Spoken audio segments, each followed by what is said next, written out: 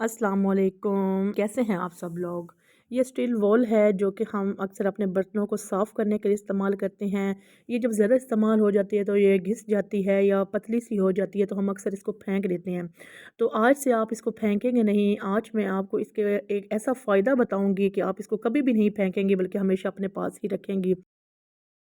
जो स्टील वूल हमारी जो है वो इस्तेमाल हो चुकी होती है, वो वाली या न्यू जो भी आप लेके आएँ, उससे हम अपनी छुरियाँ तेज़ कर सकते हैं। अक्सर हमारे किचन में इस्तेमाल होते-होते ये ख़राब हो जाती हैं, तो हमें अपने शोहरों को या बेटों को कहना पड़ता है। तो देखें, इसके ऊपर आपने थोड़ा-सा पानी लगाना है और इस तरह स्टील की हो या दूसरी जो छुरियाँ होती हैं, उसको आप इस तरह इसको अंदर रख के इसको अच्छी तरह घिसेंगी। सही से जो है ना वो छुरी लग जाएगी और आपकी छुरी इतनी तेज़ हो जाएगी। अक्सर हम सब्ज़ी, फ्रूट जो भी हम कुछ काटते हैं तो वो इतनी तेज़ नहीं होती। तो सच्ची बात अगर आपको बताऊँ ना, तो जो तेज़ छुरी होती है उसी के साथ सब्ज़ी अच्छी तरह काटी जाती है। तो ये देखें, अभी मैंने ये स्टील वॉल के साथ आपके सामने कितनी अच्छी तरह से इनको तेज़ कर दिया है। मैं तो अपने घर में हमेशा इसी को ही यूज़ करती हूँ छुरियाँ तेज़ करने के लिए। ना तो घर के मर्दों को कहना पड़ता है और वैसे भी रुपए की, पैसे की और टाइम की बचत हो जाती है। उम्मीद है आपको मेरी ये टिप पसंद आई होगी। अब चलते हैं टिप नंबर 2 की तरफ। टिप नंबर 2 मेरी इस्त्री के बारे में है। आज मेरी तवज्जो गई है इस्त्री की तरफ। अक्सर ये हमारी इस्त्रियाँ जो हैं ऊपर से, ये जो ऊपर वाली साइड होती है, यहाँ से डस्ट वगैरह पड़ जाती है। देखें, अब ये ऊपर से लाइट पड़ रही है तो इतनी वाज़ेह नज़र नहीं आ रही, लेकिन इसके ऊपर इतनी डस्ट है ना।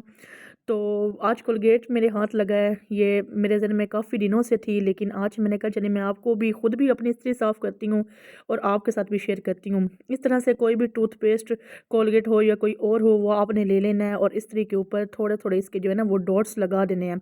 उसके बाद आपने अपनी फिंगर की मदद से जो है ये सारा इस्त्री के ऊपर इस तरह करके आपने रब करना है। इस टूथपेस्ट को जो है वो इस्त्री के ऊपर आपने इस तरह फिंगर की मदद से सारा लगा देना है, ऊपर नीचे जहाँ-जहाँ आपको लगे कि डस्ट है। उसके बाद आपने इसको 5 से 10 मिनट के लिए छोड़ देना है। पानी तो है नहीं है जो कि इस्त्री के अंदर चला जाएगा पानी या कुछ इस तरह की तो चीज़ नहीं है। तो आपने ना टिश्यू या कॉटन लेके पहले आपने चेक करना है। मैं देखें आप भी आपको साफ करके दिखाती हूँ। आपने अच्छी तरह कॉटन या टिश्यू की मदद से इसको, ये जो इसके कोने हैं या अंदर वाली जगह है, आपने इसको अच्छी तरह से साफ़ करना है, ऊपर से, अंदर से, नीचे से। ये देखें, ये थोड़ी-थोड़ी डस्ट आपको महसूस हो रही होगी। या मैं कपड़े के साथ साफ़ कर रही हूँ क्योंकि मैंने बहुत ज़्यादा लगाया था इस्त्री के ऊपर, काफ़ी डस्ट थी, तो वो कॉटन के साथ या टिश्यू के साथ मुझे बहुत ज़्यादा टाइम लग जाना था और मुझे ज़्यादा टिश्यू लेने पड़ने थे, कॉटन ज़्यादा पड़नी थी। तो अब देखेंगे मैं कपड़े के साथ अच्छी तरह से इसको साफ़ कर लूँगी। देखें, पहले स्टील वाली ये जो इस्त्री के नीचे वाली जगह थी स्टील वाली, वो कैसी थी और अब आपको कैसी लग रही है। इस तरह आपने किसी भी साफ़ कपड़े की मदद से इसको अच्छी तरह से साफ़ कर लेना है। और ये जो कोलगेट वाला आइडिया है ये बहुत अच्छा है, ये टिप आपको बहुत पसंद आएगी। आपने एक दफ़ा अपने घर में ज़रूर इस्तेमाल करनी है और उसके बाद आप देखेंगे कि आपकी इस्त्री किस तरह से चमकेगी। अगर आपको मेरी ये टिप पसंद आए तो कमेंट्स में ज़रूर बताइएगा। चलें अब चलते हैं टिप नंबर 3 की तरफ। टिप नंबर 3 जो है वो मेरी कुकम्बर या खीरे के लिहाज से है। अक्सर हम घर में खीरा लेके आते हैं तो हम उसकी साइडें काट देते हैं या उसका छिलका इतना मोटा उतार देते हैं कि ये कड़वा होता है। तो जो देसी खीरे होते हैं वो कड़वे होते हैं। आजकल तो बाज़ार में वो इतने मिल नहीं रहे होते। तो आज मैं आपको खीरा जो है वो छीलने का और उसको काटने का, अक्सर हमारे घर में मेहमान आए तो हम चाहते हैं कि हम अच्छे से अच्छा सलाद उनके सामने पेश करें। तो आज मैं आपको इसके काटने का, उस इसके छीलने का और काटने का तरीका आपको बताऊँगी। आपने इस तरह करके सबसे पहले इसको धो लेना है, साफ़ करके उसके बाद आपने इसके छिलके उतारने शुरू करने हैं। छुरी की मदद से आपने इसके सारे छिलके उतार लेने हैं। छिलके उतारने के बाद आपने इसकी दोनों साइडों से बिल्कुल थोड़ा-थोड़ा काटना है, ज़्यादा नहीं काटना, बिल्कुल थोड़ा-थोड़ा काटना है। और उसके बाद आपने एक कांटा लेना है। कांटे की मदद से आपने इस तरह करके ना खीरे के ऊपर सारी जो है ना वो लाइनें लगा देनी है। ऐसे करके आप इसको हल्का-सा अंदर दबाएँगी और उसके बाद इसकी लाइनें लगा देंगी। जैसा कि अब ये आप देख रही हैं, ज़्यादा ज़ोर से अंदर वाली साइड पे नहीं करना, मतलब ज़्यादा ज़ोर से इसको कांटे को पुश नहीं करना। आपने हल्का-सा इसको दबाना है।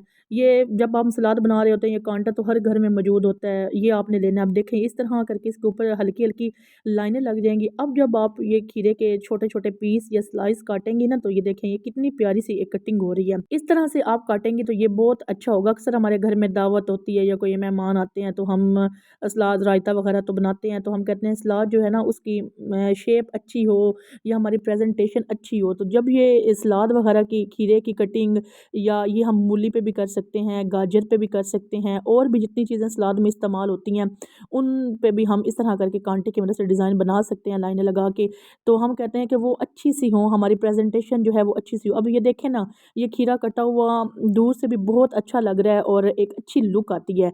अगर आप इस तरह करें ना तो आपके जो है सलाद है उसकी प्रेजेंटेशन बहुत अच्छी होगी और आप बस एक ही काम से, एक ही टिप की मदद से आप बहुत अच्छी सलाद काट सकते हैं। कमेंट्स में ज़रूर बताइएगा कि आपको मेरी टिप कैसी लगी। अब चलते हैं टिप नंबर 4 की तरफ।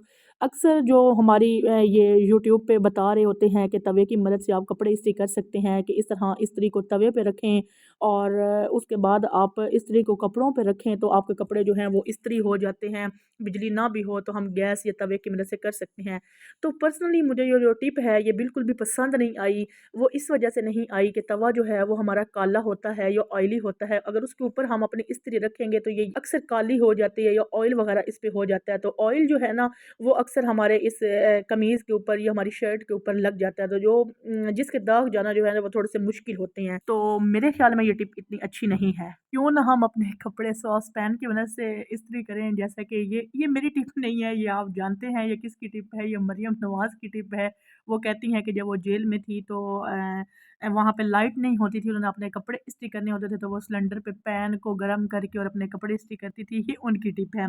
तो चलिए आज हम ये भी ट्राई करके देखते हैं। इस तरह से करके हमने चूल्हे पे जो है वो पैन को अच्छी तरह से गर्म करना है, तकरीबन 3 से 4 मिनट, और फ्लेम जो है वो हमने थोड़ा-सा अपने उसका आहिस्ता रखना है चूल्हे का, ताकि ये नीचे वो जो पैन के नीचे वाली चीज़ वो ख़राब ना हो जाए। उसके बाद आपने अपनी शर्ट के ऊपर, कमीज़ के ऊपर आपने इस तरह से इस पैन को लगाना है।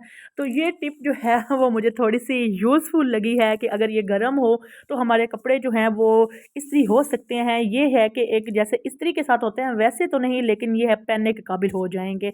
उम्मीद है आपको मेरी टिप्स बहुत पसंद आई होंगी।